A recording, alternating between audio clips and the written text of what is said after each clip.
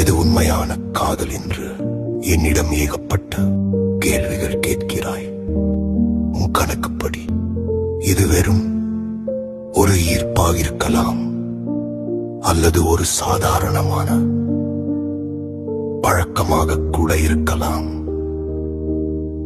ஆனால் அது எதுவாக இருந்தால் எனக்கு என்ன? யாருமற்ற மதிய நேரங்களில் உன் நினைவில் சட்டென்று நான் நிலை தடுமாறி நிற்கிறேன். எந்த காரணமும் இல்லாமல் உன்னை பார்க்க துடிக்கிறேன். எனக்கு தெரியும், என் காதலில் பெரிய மாயங்கள் இல்லை.